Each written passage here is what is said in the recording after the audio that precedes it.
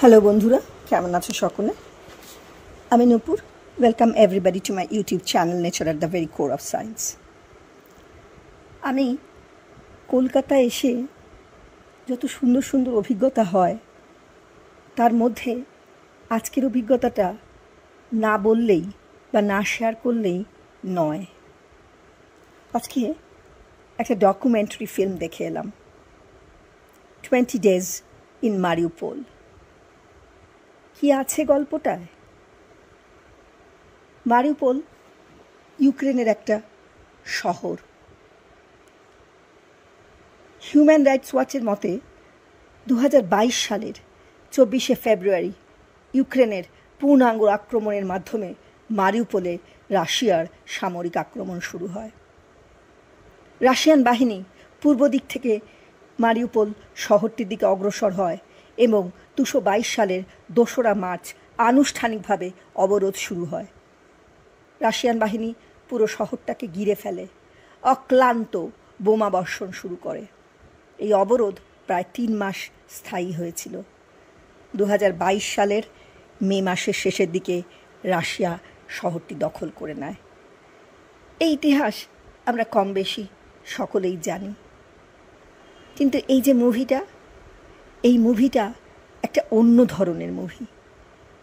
এই মুভিটা একটা সেরা ডকুমেন্টারি একাডেমি পুরস্কার পায় 2024-এ, বাফটা পুরস্কার পায়। সাংবাদিকতা এবং সাংবাদিকতার জন্য শেভচেঙ্কো জাতীয় পুরস্কার পায়।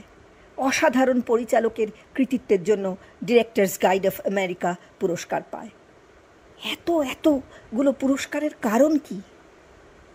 কারণ রাশিয়ান বাহিনীর আক্রমণের সময় এই সিনেমাটা সেই অবরুদ্ধ বন্দর নগরীর ভেতরেই শুটিং করা হয়েছিল। জার্নালিস্টরা অসম সাহসিকতার সঙ্গে সমস্ত ফ্রন্ট লাইনের শুটিং তুলে ধরেছে সারা বিশ্বের মুখে। জানতে পেরেছে রাশিয়া অযাচিতভাবে কিভাবে একটা দেশকে আক্রমণ করেছে, একটা শহরকে ধ্বংস করে দিয়েছে। দিনের পর দিন সিভিলিয়ানদের ওপর তারা ইচ্ছে মতন যখন তখন এয়ার রেইড করেছে, কিন্তু মিথ্যে কথা বলেছে পুতিন আর পুতিনের আমলাতন্ত্র। বলেছে এসব নাকি সাজানো গল্প, মিথ্যে ভিডিও।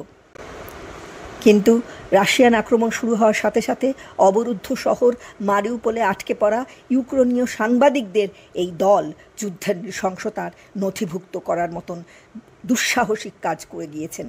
তার জন্য তারা সব রকমের লড়াই করে গিয়েছেন। সেই জন্যই এত সেরা ডকুমেন্টারির পুরস্কারে পুরস্কৃত হয়েছে এই সিনেমাটি। না, কি দেখানো হয়েছে সে ছবিতে, কি দেখানো হয়নি? নির্বিচারে শিশু হত্যা, গণকবর, প্রসূতি হাসপাতালে রাশিয়ান বোমা হামলা, নিরীহ নাগরিকদের উপর নির্বিচারে বিমান হামলা, এই সবই সেখানে জ্বলজ্বল করে দেখায় পুতিন বাহিনীর অত্যাচার, নৃশংসতা। সারা বিশ্ব স্তম্ভিত হয়ে থাকে। যদি না দেখে থাকেন বইটা, অনেক কিছু মিস করবেন।